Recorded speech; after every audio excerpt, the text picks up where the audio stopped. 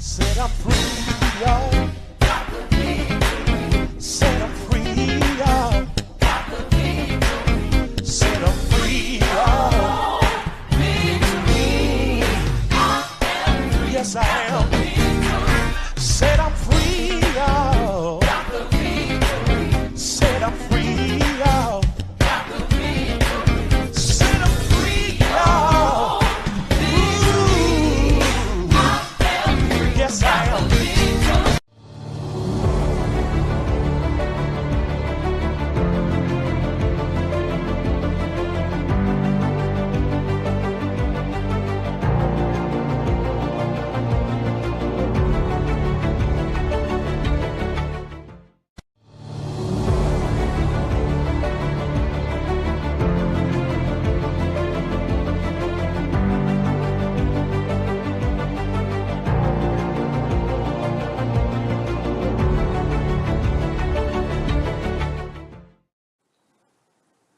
Good morning, good morning, good morning. Hey, this is the day the Lord has made, and we're here to rejoice and be glad in it.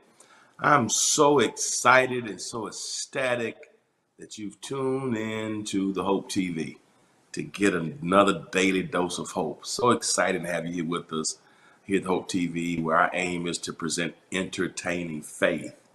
And so we count it a privilege and an honor and a blessing, really, that you take time out of your busy Fridays to share with us here today at Hope TV. We try to bring inspiration daily and entertaining faith. And so I appreciate you for being a part. It's exciting. It really is that we have a privilege just to exchange in a world that desperately needs hope, that desperately needs inspiration. I count it a joy, really, and an honor that you be tuned in today. And so thank you, everybody who's tuned in, blessings to you. And I pray that you're well. Listen, we made it to the last Friday of January already. I mean, man, it seems that we just brought the new year in, and here we already made it to the last Friday. And that's exciting. And I'm thankful to all of you who just been surviving and making it and getting through the difficult moments. And we're here. And right on the brink of another month, getting ready to enter into month number 2 of 2022. And certainly that's a privilege and a blessing. So I'm thankful to all of you who've been rolling and rocking with us here at Hope TV. And we're here for Morning Dew and Deeper Dive Tuesdays, Thursdays, and Friday. Of course, today's Deeper Dive. And so we're going to close this Friday, the last Friday out with a Deeper Dive. And I want you to drop me a line and let me know the city and the state and the country from whence you're viewing. We take your viewership very, very seriously here, so I want to hear from you. Drop me a line. Y'all go ahead and drop a line. Let me know the city. Let me know the state. Let me know the country. We thank you so very much. Blessings to you, Tina, from Fort Valley, Georgia. Appreciate your viewership and your consistent support. Drop us a line. Let us know the city, state, and country. And while you're watching, go ahead and share this link with somebody. Let them know that Hope TV is on the airways, a deeper dive. We're going to go deep this morning, and I'm excited about it. And missed you on last Friday. I was traveling last Friday. I had to go to a conference in Phoenix, Arizona. Shout out to Dr. Terry Mackey and the great people of the Pilgrim Rest Church out in Phoenix, Arizona. I was part of their virtual conference last week, their hybrid Fresh Rain conference. And so couldn't do Deeper Dive last week live because I was on flight headed to Phoenix. And certainly I thank God for safe travels out to Phoenix, to and from. And so I prefer to do these. So sometimes, it happens, but I'm grateful that I'm back with you this week. And so blessings to everybody who's here. Last week also was my brother's birthday. So shout out to my brother Corey on his birthday. Blessings to you, Pastor Cecilia Garrett. Honored to have you here with us. What a blessing. Good morning to you as well. Appreciate you being a part today. And means a lot. So drop me a line, everybody. Drop me a line. Y'all come on in the room. Come on in the room and get this daily dose of hope. So let me know the city and the state and the country. Tag a friend. Let them know that we're on live. Let me know when you're in Connecticut. Okay, absolutely. Absolutely. I've been in Connecticut a few times. To Bridgeport. I've been to Yale a couple times. So beautiful, beautiful place in Connecticut. Indeed. Y'all drop us a line. Let me know the city, state, country from which you're viewing. Everybody, drop me a line. Y'all get on the horn. Get on the horn. That's right. A fruitful Friday. I love it. Y'all come on in the room today. Come on in the room and let me know where you're watching from. Y'all come on in this room today. So y'all can come on and get this daily dose of hope with us. We're going to have a great time today. It's going to be a great time of conversation. And it's going to be exciting. So I look forward to y'all coming on in the room and talking to me today. Everybody who's on, those who are watching on all the different formats. YouTube is on as well. So I need everybody to come on in the room. Come on in the room. Facebook, y'all come on in the room as well. And let me know where you're watching from. Let me know where you're watching from. All right. I need everybody to let me know where you're watching from. I want to see you. I want to hear you. All right. Blessings to it's cold in Bridgeport. Yeah, it's cold here too. Celeste Burrow, blessings to you from King George, Virginia. Blessings to you. Sean Allison, blessings to you this morning. Blessings, Sean. Appreciate you for being a part today. Daisy Tyler, blessings to you. Good morning, St. Louis, Missouri. Blessings. So we got Fort Valley, Georgia, Bridgeport, Connecticut, St. Louis, Missouri. We got King George, Virginia. And so what a blessing. Everybody who's here today. The gang is coming in. The gang is coming in. Bridgeport, Connecticut, Fort Valley, Georgia, St. Louis, Missouri. The gang is all here. King George, Virginia, Bridgeport. And Bridgeport is a nice city. Bridgeport, Virginia. Bridgeport, Connecticut. Bridgeport, Connecticut. Blessings to y'all. So glad y'all are here, and I'm thankful to everybody for being a part. And while I'm on this, I'm gonna let you know that I will be here live tonight And Tom Lyon from Victorville, California. There he is. Tom is in the room today from Victorville, California. Blessings to you, Tom. Glad to have you with us from Victorville, California, Tom. Thank you for your support. And again, I want to thank everybody for tuning in and thank everybody for indulging me last week when I was traveling out to the West Coast to preach in a conference last Friday. So that's why I couldn't be here with you live last Friday.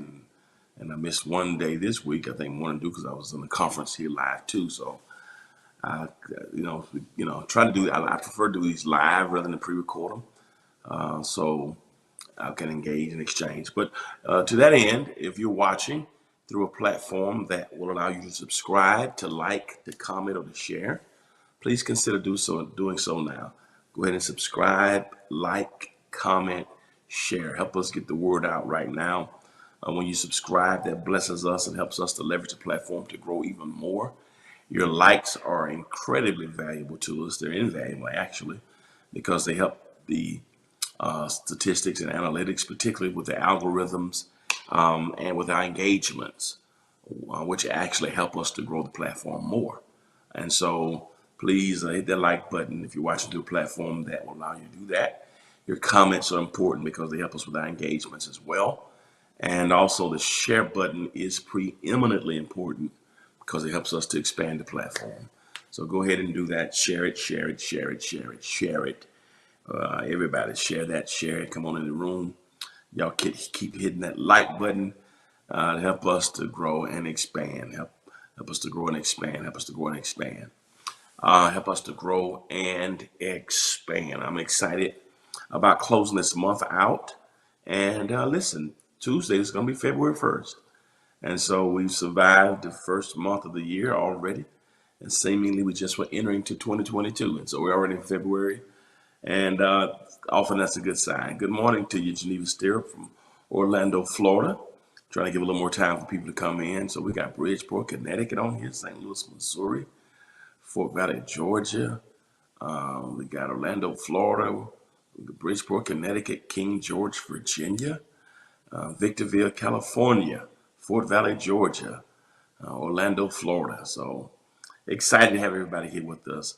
Deborah McKenna, all the way from Decatur, Georgia. Decatur, where's greater? That's right. Come on and represent the deck. DeKalb County, come on and represent. DeKalb, show up, make some noise on Deeper Dive on today. So blessings to you. Blessings to everybody who's representing Georgia. It's exciting to see it expand and see it grow to different space.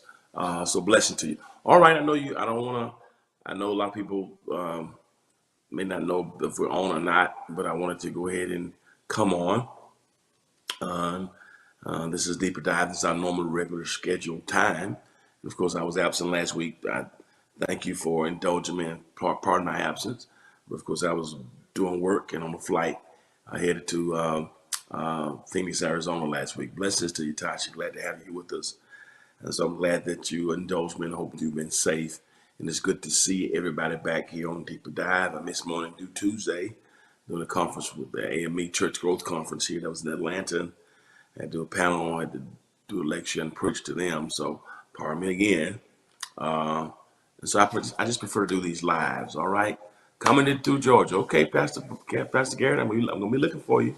When you come through Garrett, we'll be looking for you. And we certainly would love to have you here with us. And we're still working frantically, trying to get the church back positioned so we can have worship in the cathedral real soon and have space to spread out so we can be socially distanced. So we're still working on that, and hopefully, well, thank you, Adrian. I appreciate it. So we're working on it. Spent all day yesterday working through some technical things that have been problematic in the past. So trying to get it together, and we're almost there. We want to get back. Of course, with this Omicron variant, the numbers are subsiding slightly, and we'll be able to get back shortly. But we're just gonna have to get back when we have space. We can spread it out. I don't want people to be on top of each other. I'm just real kind of almost claustrophobic now when it comes to this Delta variant. You know, it's almost like you wear a mask that says if you can read this mask, that means you're too close to me. You know. But anyway, y'all pray for me. He's not through with me yet. I just, I'm just real kind of funny and finicky about that, you know. So the saints, we want to get kind of be close to you sometimes. So we're looking forward to getting back into the cathedral. We're doing incredible work there, and it's going to be amazing. We're almost done with the main things we have to do. They're still working on the AC units, uh, installing them next week, and then so hopefully we'll be back in a few weeks when they finish with the AC install. And we got to do the back part of the flooring of the cathedral, of the back hallway, and then we should be in pretty good shape to get back. Still double digits in Florida. Oh my goodness, yeah, our numbers they're not good here. Subsided a little bit, but we're hoping that maybe by March we'll be in a position, but we're still watching it. We want to be positioned. I want to be ready to go back the 1st of February. Of course, that's not going to work, but we're looking maybe to go back in March. But again, we're still watching the numbers, but we can't go back to our atrium. We got to go back in the cathedral when we go back, so we have room to spread out, so people can be 6 feet apart. And so we're doing everything we can to keep people safe. And so we need your prayers. We need your prayers. Pray for us here. Pray for your pastors everywhere. We're trying to make the decision. Some have already gone back and they've done well, and but I've been very, very cautious here. And we did a taping a few weeks ago, back at the end of last year, and a few people ended up with the COVID variant, and so that just like, well, we need to shut this down for a minute because 4 or 5 people on the team ended up with COVID, and one person contracted it, brought it to one of our recordings, our productions, and so I just don't like that. I don't like. So pray for us. Thank you, Pastor Gary. I appreciate it. So we can. I don't like that. I don't want to be a super spreader event. So, and people not taking it seriously. Put the mask on. I'm tired of it too. And yeah, somebody said we're gonna all look like raccoons when we take these masks off, perhaps, but at least we'll be some safe and alive raccoons. So if your face is discolored through the mask when you come through it, just go to Florida and sit in the sun all day, right? Yeah, that's right. You can read my mask. You're too close. You can read what's on. That's what I'm going to. I'm gonna write something on this. If you can read this on this mask, you're too close. I'm gonna write it. I'm gonna write on my mask when we go back. All right. I wore 2 masks on the plane last week. I had gloves on, look like Michael Jackson too. So, but anyway, thank you everybody for everybody. I want to get into our lesson for today. We've been talking about God, and we talked about Thomas Aquinas. Absolutely, we got to wear it properly. People are tired of it, but we're still in the pandemic. It's a lot of things we don't like to do, but you just got to do them, right? All right, just to stay safe. All right, many of us don't like going to the dentist, but you need to do it, right? I don't like some of the things I do, and I have to go get my exams now, but you got to do it, right? So it's just a part of it. All right. Um, we talked about proofs of God's existence in our last time sharing, and today we're talking about. I want to talk about the knowing God and the revelation of God, and how can God be known. And so that's going to be our lesson today. It's kind of it piggybacks somewhat on the proofs we talked about. We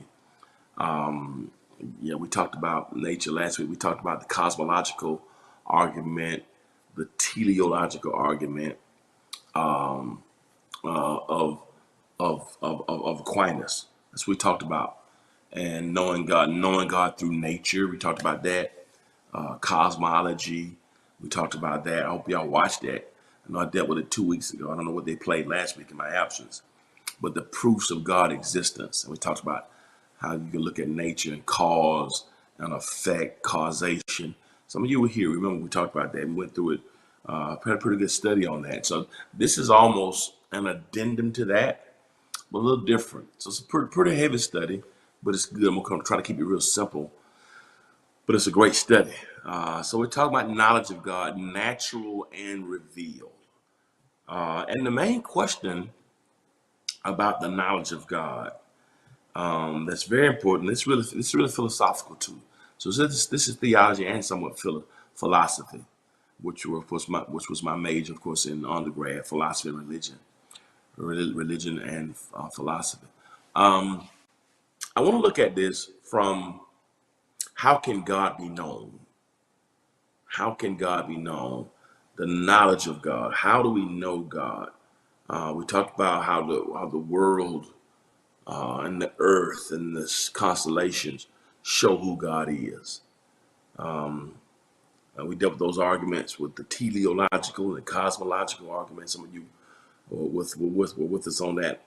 And so I want to kind of piggyback somewhat off of that. And how can God be known? How can I know God? How can we know God?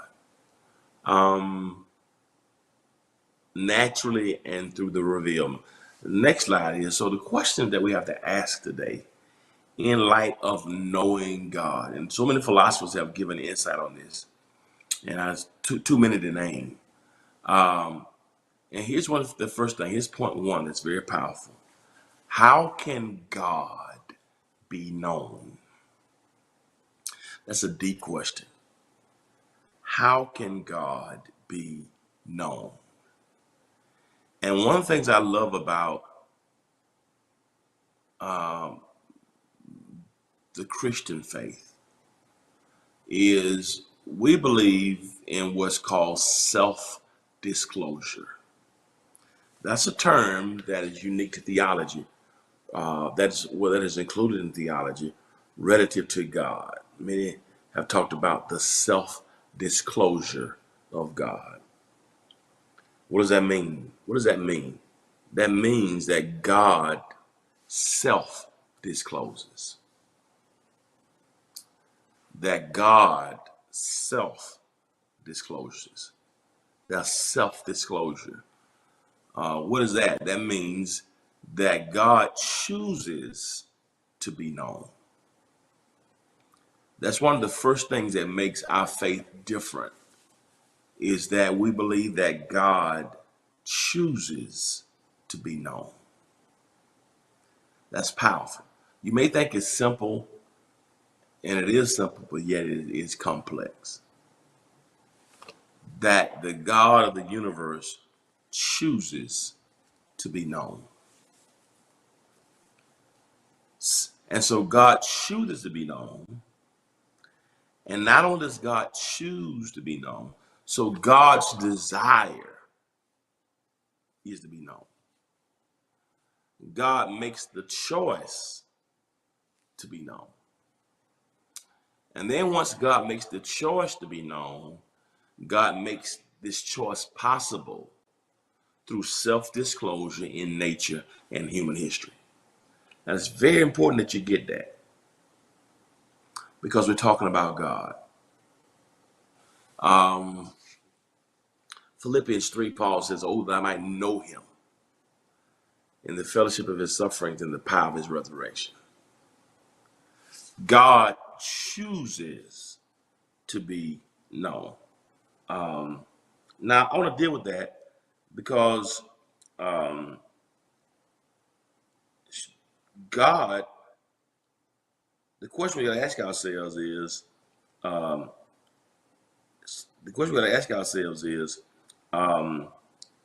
can God be known? Can we know God if God doesn't self-disclose? Pretty heavy. Can we know God if God doesn't make the choice to be known? Now, let me deal with that right quickly. If God doesn't make the choice to be known, you can't know him. If God does not self-disclose, there's no way we can discover God. We could not encounter God unless God make the choice to self-disclose. If God wanted to, it's almost hidden self-disclosure. It's almost I think Blank's Pascal called it the hiddenness of God. So there is a hiddenness of God, while simultaneously there is a self-disclosure. I probably should put that in your notes. So on that one aspect, we got the hiddenness of God. The hiddenness of God. When I was a boy, we used to play hide and seek. Sometimes we call it back home hide and go seek. Y'all remember that game? When you with your friends and somebody's got to put their hands on their eyes and they count to 20 or count to 10. And when they put their hands on their eyes, they count to 10. Then when they finish the line, they'd say, well, when they finish counting, ready or not, here I come. And then what you were supposed to do, if is you're supposed to go and hide, right? And and and if they caught you or tagged you, you became it, and you had to be the one to go and count. Hide and seek. We call it hide and go seek. Hide and seek. Hide and go seek. We just call it.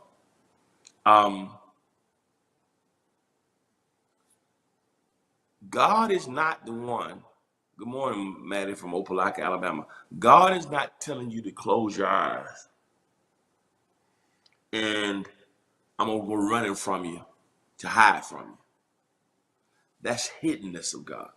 Because if God chose, listen carefully, if God chose to remain hidden, there's nothing you and I can do to know him. Just say something.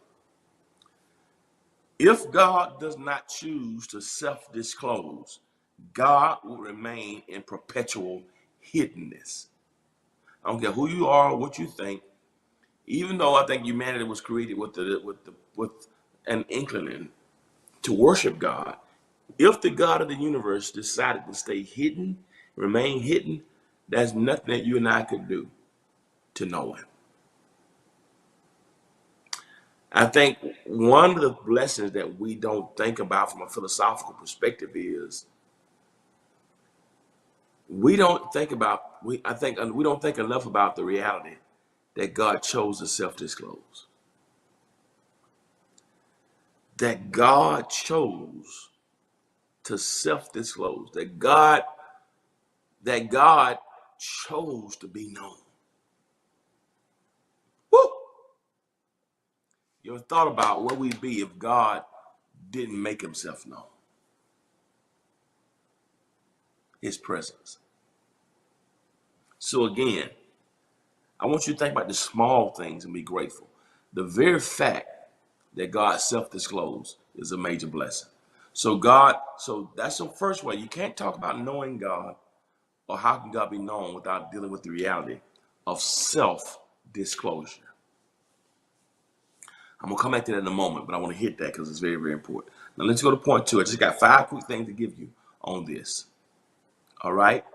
Now, here's a theological word I want to give you. We talked about cosmology last week and teleological last week, cosmological argument. This word I'm giving you today is a pretty common word in philosophy and theology. It's a word that's called epistemology. Epistemology. I want you to add that little $3 word to your vocabulary.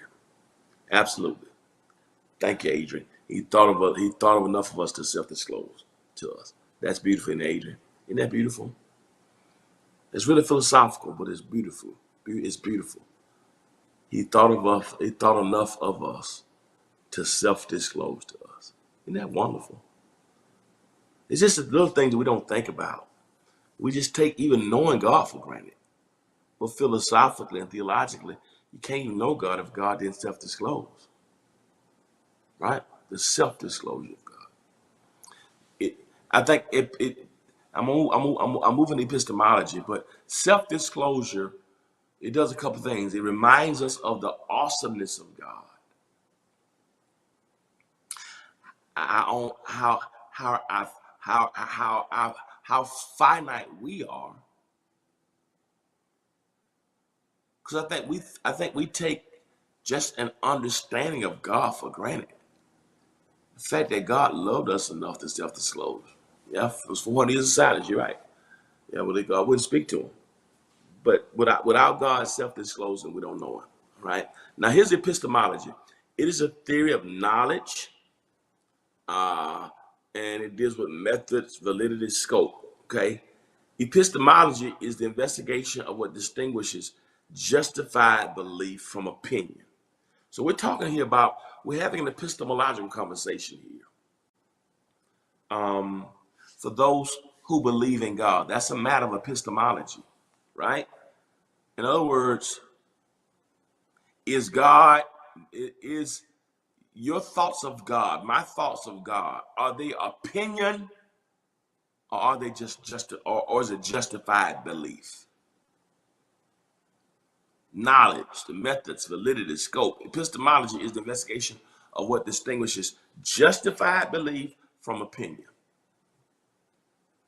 Do you have opinions about God, or is your belief justified? Is that belief justified? Now, people can have opinions about your belief, but I got reasons. I got a justified belief. Okay, it may not be fact to you, but my justification for believing in God, I got justification for believing in God. If somebody asks you, why do you believe in God? The question I would ask you, would you give them opinion, or would you give them a justified belief? How do you justify your belief in God? That's a deep question. If somebody says, do you believe in God? Well, I got an opinion about God. No. How do you justify, say, I know God, God knows me. How do you justify that belief? I'm not saying you have to justify it to others, but I think to yourself, to ourselves, we need to know, why do I believe in, what is my belief in God? Upon what justification do I base my belief in God? Is it because of church? Is it because this is how I was brought up? I think a lot of people who say they have belief in God is really opinions. Because sometimes opinions don't have to be justified. People just can say people have an opinion of you. There are people who don't like you, never had a conversation. Sometimes people don't like you because they heard somebody else say something. There are people who don't like me who never had a conversation with me and just look at you or heard somebody else and they form their preconceived notions. There are people who watch you that you work, and the people who watch you that think you're arrogant, don't know you the most you're humble. You down to earth. They don't know that, but they form opinions without any justification. It's possible to have an opinion of something. You know, there have been people I just didn't like. You know, it's like, why do you don't like them? What have they done to you? There's something about them. There's something in my gut. Well, I think that's not necessarily. I mean, it's one thing to have discernment about somebody, and that makes sense. But discernment should probably make you avoid somebody. But just, I don't like them. Something about them is funny, right? That makes sense because that sometimes that's the Holy Spirit. But in other cases, people just don't like you for no reason. No, they can't tell you why. Nothing you done to them. Nothing about you. Just don't like you. That's the opinion. But when you have some beliefs about people that are justified, that's a different level. And as it relates to God, there's a difference between opinions about God and justified belief in God. And so epistemology is the theory that helps us to study the methods, the validity, the scope, and it helps us to decide the difference between justified belief and opinion. So my question to us, to all of us today, from an epistemological perspective, is this: do you have more opinions about God? Are you connected with God because of opinion? Or are you connected with God because you have some justified belief? I think that's the conversation that we need to have, that everybody needs to have, that your beliefs in God, you are being justified for yourself. This is why I believe in God. I believe in God because of this. I believe in God because of that. You ought to have something that you can discuss. We ought to have that says, this is why I believe in God. So I'm not talking about my opinions. I'm not giving you an opinion. Belief in God should be based upon, praise God, Geneva, praise God. Belief in God should be based upon opinion. Belief in you and I belief in God should be based on some justified belief. You have opinions about God or justified belief in God. And that conversation is called epistemology. That's the noun, epistemology. The verb is epistemological, right? So this is an epistemological conversation. And that's philosophy too. So it's knowledge. So it's epistemology, all right? What is opinion? What is justified belief? I want you to think about that. Am I connected to God that good? Because I got opinions. So will I live my whole life praying to God based because of opinion? Because here's the thing. I think a lot of us have fallen in love with the idea of God. We believe in the idea of God, but not the reality of God. I talked about that a couple weeks ago. Um, the the opinion of God, the opinion of God is interesting. Justified belief in God is where you get impact. Opinion of God will make you talk about it. Justified belief in God will make you trust Him.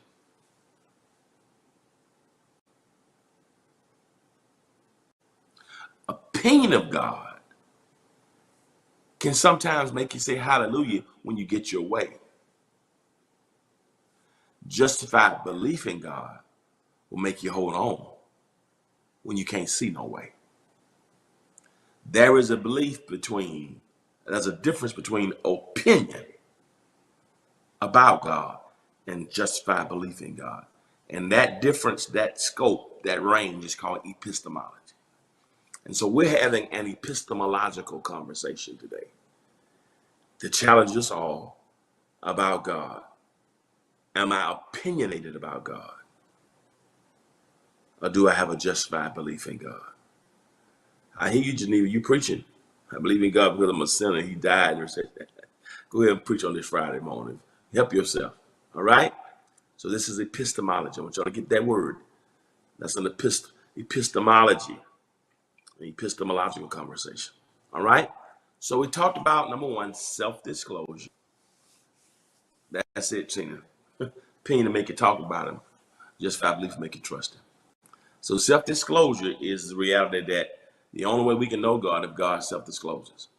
And God did that through nature and human history. So if God doesn't self-disclose, I'm coming back to that in a moment. Two, epistemology. It's the second word I want you to get. How can God be known? Epistemology.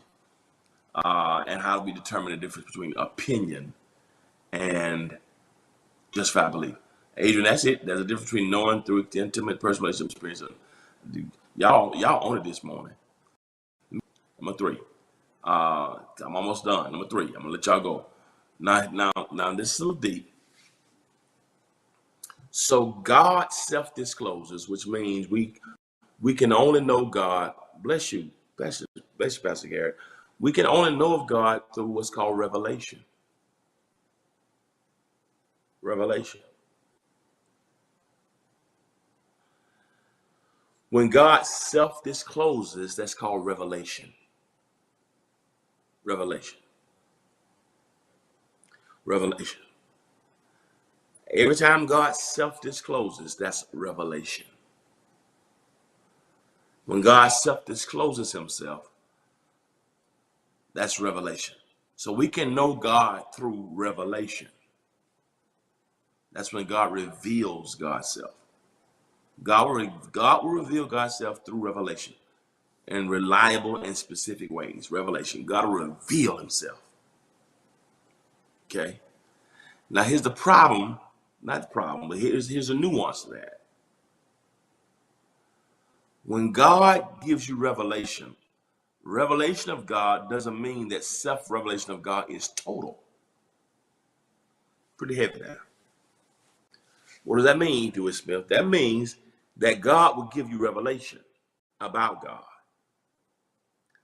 But the revelation that God gives you about God is a self-revelation that is not total. What does that mean? God will reveal some things about God, but God won't reveal everything about God. Here's the reality. How can God be known? Everything about God can't be known by a mortal, by a human being. As much as we know about God through revelation and self-disclosure, simultaneously, there's some things about God we don't know. and won't know. Now, God can give more revelation, right? Self-disclosure is revelation. Whenever God self-discloses, that's revelation. But it's not total. What does that mean? That means that we will never know all there is to know about God, because God doesn't self-disclose everything. Y'all with me? So everything about God is not disclosed. Now, and so I think that's a great point, because what that does is it keeps us in a position of humility. Because nobody knows everything there is to know about God. All right?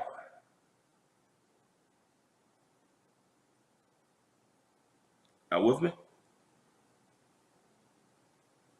Y'all with me? So everything about God, we won't know. Okay? God will reveal some things, but God won't reveal everything. All right? I'm going somewhere with this, okay? Y'all with me? God reveals some things of himself and conceal. You got it. You got it, Tina. So self-disclosure, so revelation does not mean self-revelation is total. So don't you ever think that you and I know everything there is to know, because we don't. Let me go number 4 right quick. Put it all together and let y'all go. Hope y'all walking with me? I'm talking about knowing God. Because this keeps you humble. This keeps you humble. When you realize, wait a minute, yeah, I'm learning, but that's self-disclosure. But self-disclosure is not total disclosure. I like this. This is a good point. I like to highlight. The revelation of God does not abolish the mystery of God. There's a phrase in Latin called the mysterium tremendum. The mystery of God. What does that mean? The mystery of God. So on one hand, we got revelation. On the other hand, we got mystery. We got revelation. We got mystery. We got revealed. We got concealed. In 1 Corinthians 13, I should have put this on your notes. Paul says something like this: we see through a glass darkly. We see through a glass darkly. What does that mean? Paul is saying some things that we can't see. Now, this is the apostle who went to the third heaven and saw stuff was not lawful for him to utter. But he said, behold, we see through a glass darkly. He said, we know in part and we prophesy in part. Here's a man who speaks in tongues, who prophesies. He says, but my knowledge is in part. We know in part and we also prophesy in part. So all the stuff that has been revealed to us is still in part. So nobody has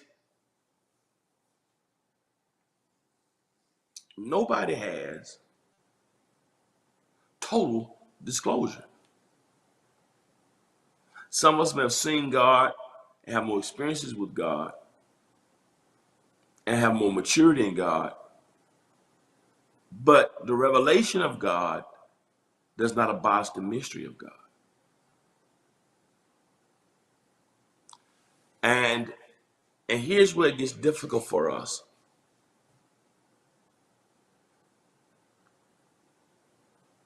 We can shout when there's revelation. Oh, we love when God reveals himself. God shows up. And God makes it clear. But our lives, what we're going through. But the mystery of God can be problematic when you can't figure out what is happening in your life. Or where is God?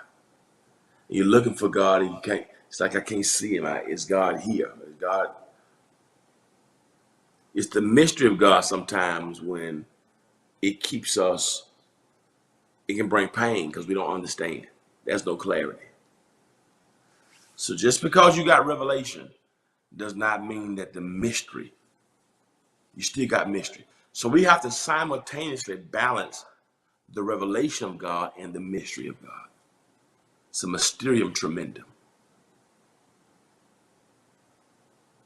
That both time that the same God who self-discloses is also the same God who, I want to call that part Blaise Pascal called the hiddenness of God.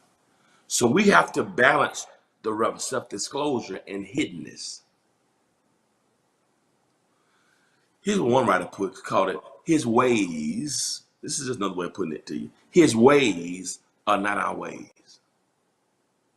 His thoughts are not our thoughts. That's talking about the hiddenness. Pentateuch says there are some secret things that belong only to God. That's dealing with the mystery, the revelation. I mean, the mystery, the hiddenness of God. Here's another one. 1,000 years in our sight are but as a day in God's sight. That verse is both revelation and mystery at the same time. Our minds are too small, and too finite, and too fallible to contain the totality of self-disclosure. If God wanted to self-disclose everything to us, he couldn't, because we couldn't handle it. Our humanity couldn't handle. That's what in Isaiah chapter 6, in the year the King Uzziah died, I saw the Lord. That's self-disclosure. High and lifted up. That's why Isaiah said, he said, in the year the King Uzziah died, I saw the Lord high, lifted up. I saw the Lord, self-disclosure. High and lifted up. Then he says, and his train filled the temple. I saw him, but I only saw the train. You know, when a woman gets married, she has the long dress, and the back, the part that flows in the back is called the train. That's the imagery there. Isaiah says, I didn't see all of them. I didn't see the whole dress. God just put the train, and the train of his glory filled the temple. I couldn't get it all. Just the train. That's the mystery. So it's really self-disclosure and mystery at the same time. He said, I saw him, that's revelation, but I only saw the train of his glory. I couldn't see all of it. That's mystery. What a beautiful passage.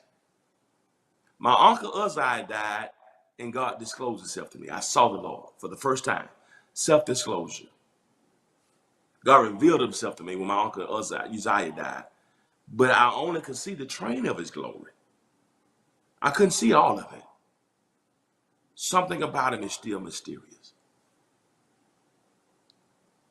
God's whole glory couldn't penetrate the temple. The temple itself couldn't contain the totality of his glory.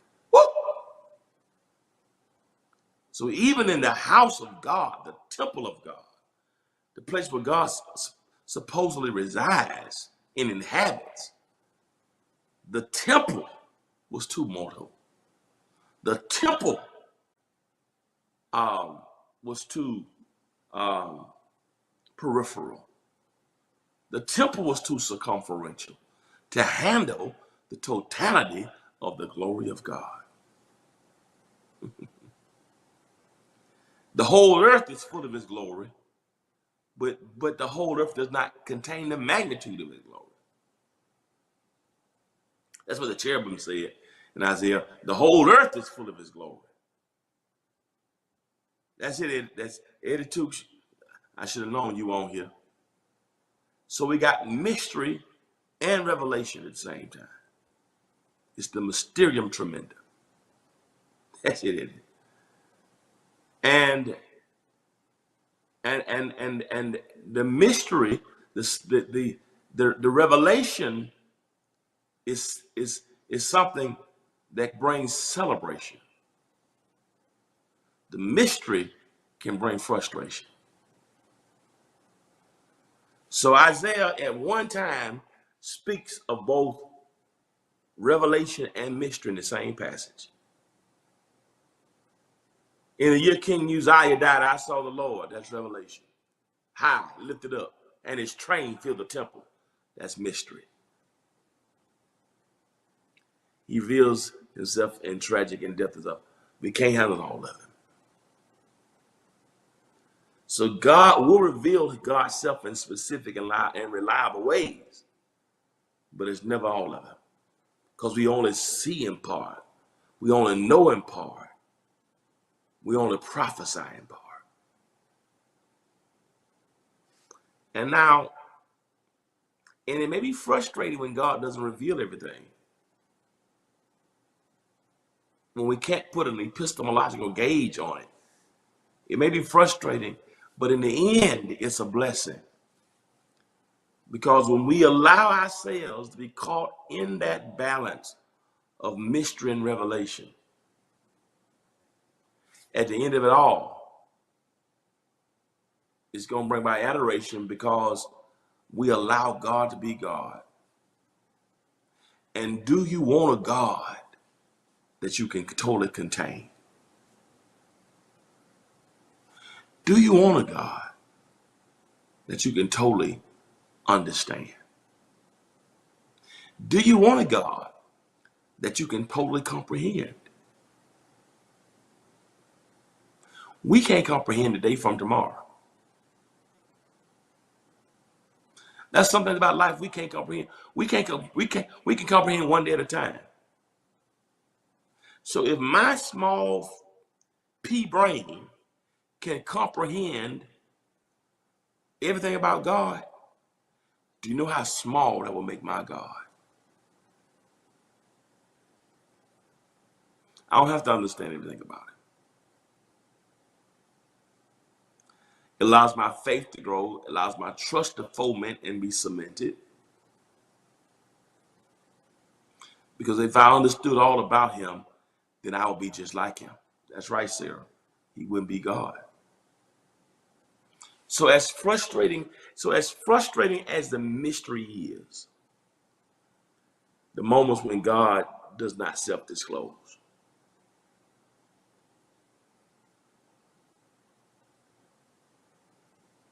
You know, we sing a song. I love this song.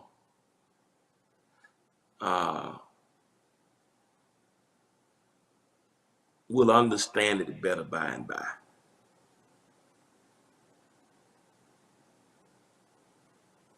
That gives us, you know, an apocalyptic, eschatological hope that when we don't understand, because it's mystery. So that song itself engages mystery. Father alone will know all about it. Father alone will understand why. Cheer up, my brother. Live in the sunshine. We'll understand it by and by. That's the mystery. Even the mystery that's in the Psalms. The mystery that's there. You got it, Tom. The mystery that's there causes the faith. And even in the mystery, we can find solace in some things about God. But here's what I like about that.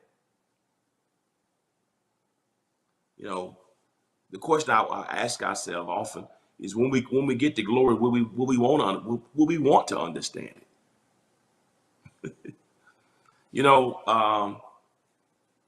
by and by, when the morning comes, all the saints of God together will tell the story of how we'll understand it better by and by. Will we understand everything we face? I'm not sure when we get there we'll be concerned about understanding back over here. Maybe when we get there, we'll understand why we persevered. But what I do love is the songs don't say him better. We'll understand him. We'll understand. I don't think we'll ever understand him in totality. Him meaning God. Can we understand it? Perhaps. Perhaps. But him, that's mystery. So you got what's called revelation and what Blaise Pascal called the hiddenness of God. It's revelation, it's the mysterium tremendum, it's both. We serve a God of both revelation and mystery.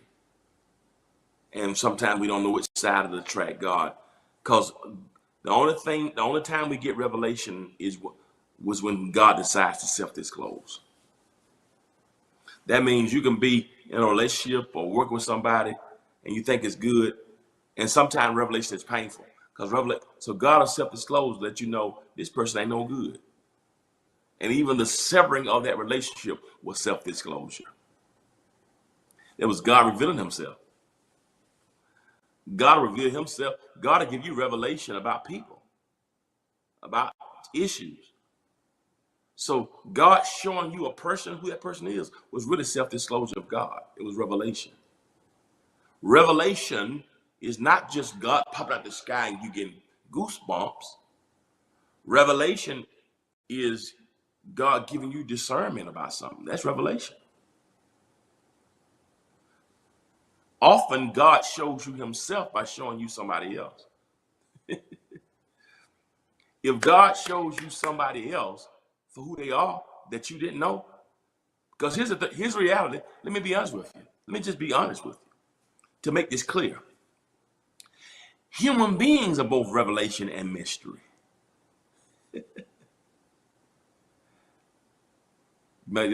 Oh my God, bless you, Pastor Garrett. Can I break it down for you? There are some people that you've been in connection with. They're both revelation and mystery. Human beings got a way of showing you what they want you to know. Some of you have dated or fallen in love with people or been married to people in the past that you didn't know who they really were. That's all what you think about this. Sometimes people can show you a pretense version of who they are. And only through intimacy and time and experience do you realize this is not, you showed me what you want me to see. Right? So even people can be hidden and not show you who they are. They show you the best version of themselves, but not who they authentically are. Think about it. How many folks you thought loved you and had your back only to discover they was betraying you and lying? Why? Because that person was both revelation and mystery. They were both self-disclosure and hiddenness. Folk can hide from you. Folk can lie to you. And when they do that, they do it for sometimes a not so good purpose. So even people are mysterious and have a hiddenness and won't show you all who they are until you get in business or get too deep. So think about that. So if a person can hide themselves from you, then what you think about God? So God is both revelation and mystery at the same time. You can't figure people out all the time. What makes you think? I'm saying this to us so we'll be less frustrated with God. Because many of us get frustrated when it comes to the mystery. But it's in that mystery that your faith develops. And it's wonderful, as painful as things can be. There have been times I want to go, why? Where are you? I don't see what you're doing in this. But only until I got on the back end that I realized that God is God. And I'm glad God didn't self-disclose. Because I wouldn't have understood it. Because if God did self-disclose everything, doesn't mean I will understand it. It's for grace to trust you more. So I dealt with self-disclosure, dealt with epistemology, um, number 3, you got it. God chose me. Epistemology. Number 3 was, I'm almost finished. Go to the next slide, please. Revelation of God doesn't mean revelation does not mean that the self-disclosure of God is total. Number four, the revelation of God does not abolish the mystery of God. Number 5, I'm almost finished. There's always more of God that we can come to know. All right? So revelation, self-disclosure can be ongoing. Self-disclosure God can reveal more of God's self. That's more of God than we can know. God can give it in process. It's almost like a class. Once you got to one dimension, it's possible to get to another level. It can be progressive. Self-disclosure of God can be progressive. So it's both self-disclosure, it's both revelation and mystery. Teacher, I learned this. Yeah, always more God we can know. Now, that's another scripture that I love, that speaks of both self-disclosure, of both revelation and mystery. I just sent this to my producer a minute ago while we've been on here, just because I didn't put it. Look at this verse here. I like this verse here. This is Exodus 33. Thank you, producer. You rolling with me. This is Moses talking to God, okay? This is Exodus 33:18. This is my last point. I'm letting y'all go. And Moses said, I beseech thee. Here's Moses talking to God. Show me thy glory. Moses is asking for revelation. Moses is asking for self-disclosure. Show me your glory. Now, I've been walking with you. Show me your glory. You've been talking with the bush. Show me your glory. He said, and I will make all my goodness. Here's what God said. All right. He said, and I will make all my goodness pass before you. This is God. God says, okay, I'm going to let my goodness pass before you. Self-disclosure, revelation. Right? He said, when you do that, I'm going to make all your goodness pass before me. This is Moses talking. I'll proclaim the name of the Lord before thee. I'll be gracious to whom I'll be gracious, and will show mercy on whom I will show mercy. Right? And here's what God said. The Lord said to he's God speaking. God speaking now. God says, Moses, thou canst not see my face. Moses, I can't show you my face. For there shall no man see me and live. Mystery. Moses wants self-disclosure. Moses wants revelation. God says, look, bro, Moses, if I show you this mystery, I'm going to have to kill you. You can't see, and this is really it's really an anthropomorphism. God is saying, you can't see me at my core, my face. God don't have a face in the Old Testament. But what he's saying to Moses is, you can't see me up close. You can't see me, you can't see the totality of my image. Because nobody can see that. He said, nobody can see me and live. Moses said, you know what you're asking for. Because if I disclose this mystery to you, I got to kill you. Because I'm holy. You can't handle it. If I showed you this mystery, your head will explode. Because we're on two different frequencies. Your mind can't handle why folks lie on you. You still trying to figure out how certain people got elected to be president. You don't know why you fell in love with that girl. You don't know why you gave that guy your phone number. You look at yourself and you still wonder why you did certain things yourself. You still look at yourself like, why did I do that? You look at your own life and say, man, how did I get myself in this situation? So Moses, how you think you're going to see my face and understand it, and you can't even understand your own self? How you going to figure me out? And that's some things about yourself are still mysterious. You don't know why you act certain ways. You're trying to figure me out, and you can't even figure your own self out. So I tell you what, you can't see me. So I tell you what I will do though, Moses. The Lord said, behold, there is a place by me. And thou shalt, what I want you to do, go over there, Moses, and stand up on that rock. And when you stand on that rock, Moses, I'm going to have some self-disclosure, some revelation. It shall come to pass, I'm going to self-disclose. I'm going to let my glory pass you by. I'll put you in the cliff of a rock. And I'm going to cover you with my hand while I pass by. So I'm going to go up in that mountain, go up in that rock. I'm going to put my hand over your face and let self-disclosure come by. I'm going to give revelation. But it's going to be revelation and mystery. While I'm passing by, that's my revelation. My hand's going to be over your eyes, that's mystery. It's revelation and mystery at the same time, which is who I am. You want to see me? That's who I am. I'm both revelation and mystery. So I'm going to pass by in totality, in revelation and mystery.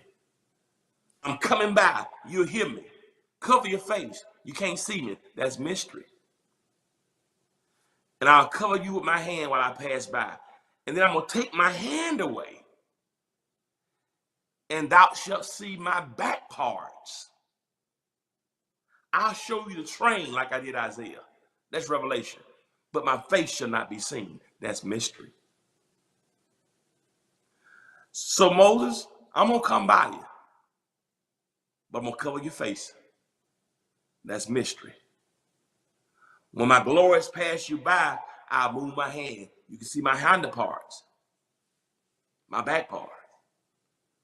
I'll let you see the back, the train, like I did Isaiah. The train of my glory fill the temple. But you can't see me in totality. I'll show you enough. And what I show you will be enough that you can depend on. Woo! I'll give you enough that'll help you stay in there and finish. I'll give you enough of me. I'll show you enough to convince you. And I give you enough so you can hold on. I thank God that God has given you enough. He's given you enough experiences so you can trust him. He's given you enough time with him so you can hang on.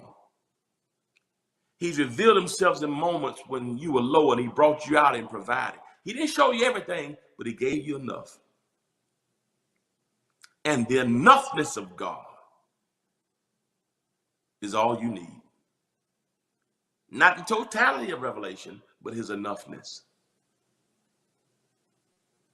God is a God of both self-disclosure and hiddenness, of revelation and mystery.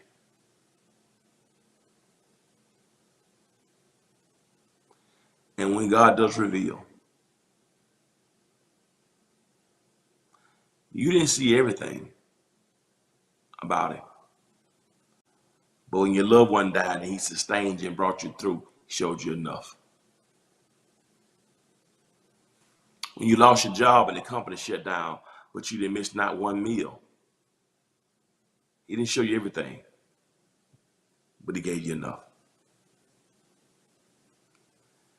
And if all I have is enough self-revelation, self-disclosure, all I have is enough revelation, I can complete my whole journey if I have enough revelation. Bless you from Carthage, Mississippi. And so as we close this month out, how can you know God? You never go, revelation will never be total. Because it's always going to involve mystery. And mystery can be frustrating. But thank God for his enoughness. I know enough of him. I've seen enough. I've seen God do enough. Matter of fact, sometimes I tell him, if you never do another thing for me, you've already done and showed me enough to make me trust you for the rest of my days. As much as I want to know more and grow more and see more, if you never show me one more iota of who you are, I've seen enough to know you're reliable. I've seen enough to know I can trust you. I've seen enough to know that you'll take care of me. And I want you to know today, don't let the moments of mystery, when you can't see God or can't feel God or don't understand God, don't let the mysterium tremendum, don't let when you are on the balances of an epistemological moment, don't allow the mystery and the pain of a moment to make you forget the moments that God has self-disclosed. And the innumerable times that God has given you revelation about him, about people, about yourself. So God is both revelation and mystery, self-disclosure and Blanche Pascal, hiddenness of God. So as we navigate self-disclosure of God and hiddenness of God, somewhere in the middle, you can find peace. I know enough. So old folks said, you can't make me doubt it. I know too much about it. The old folks never said, you can't make me doubt him because I know everything about him. I know too much about him. I got too much revelation to allow the mysteries to make me turn my back on him. You can't make me doubt him. I know too much about him. That's epistemological there. That is the reality. There are mysteries. But the self-revelation and the self-disclosure and the revelation has given me enough that I can handle whatever's mysterious. Asking for revelation. Moses did. That's it. Know too much about it. He may not show me everything. He won't show me everything, and I'm glad he won't. Because he has to kill me if he does. Because nobody's seen his face and lives, he said. I'm going to show you enough to trust me. I'm going to show you enough to know I got you. I've already looked at your future. So you follow me. Just trust me. Stop trying to see the whole picture because you can't.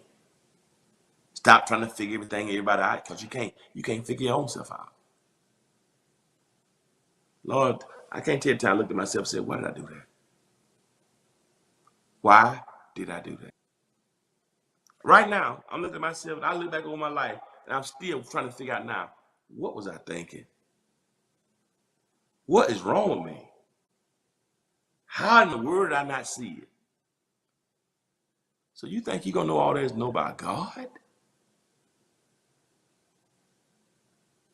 Some of us still trying to figure stuff out 20 years later, how you got yourself in this. You ain't figured out in 2 decades. You not can't figure ourselves out. What makes you think you're not going to figure God out? So at this point, God, help me to appreciate. I'm sorry one more time. Help me to appreciate the self-disclosure and the hiddenness, Pascal calls it, the hiddenness of God. Help me to appreciate the train of your glory when I can't see the totality of it. Isaiah says, here am I, send me.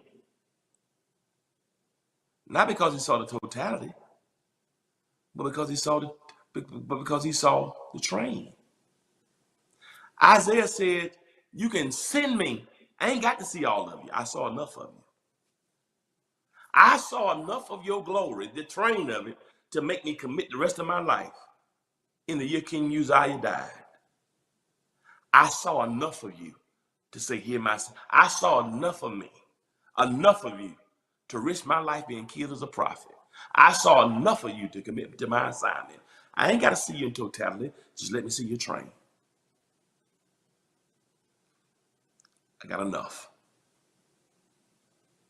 Problem with you and I, we let the mystery, we let the hiddenness blind us to the moments of revelation.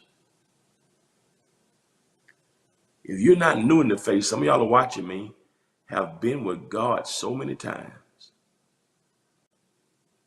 God has revealed himself to you so many times. How dare you? How dare you forget about the train of his glory that he's revealed. Because you're mad because you can't get the totality of his glory. So help me appreciate both mystery and revelation. Give me enough. And your enough, the enoughness of revelation of who you are, moments you showed up, moments you reveal yourself, moments you revealed others, moments you revealed things to me, moments you provided, the moments you healed. Should be enough. So I believe in God not because of opinion. Let me get epistemological for a moment. I believe in God because I got enoughness. I've seen the train too many times. Don't need the totality. I've seen the train. I'm not worried about the mysteries unless he want to reveal them. Just keep disclosing what you want me to know. All right, I love y'all. I'll be back tonight for Friday Night Live. I gotta let this go because I'm just getting started. I just gotta quit this one because I was just getting warmed up. I couldn't get to my lesson, and I told you I ain't never stopped this. I ain't never finished the sermon. I just had to quit. This is just my introduction. But anyway, I love y'all. But God is revelation and mystery. Appreciate both of them because it makes him God. As always, I let y'all go. No, I gotta let y'all go. But as always, remember this: if you'll be good to God, our God of revelation and mystery will be good to you. Till next time, peace. Set I'm free, y'all. Set I'm free, y'all.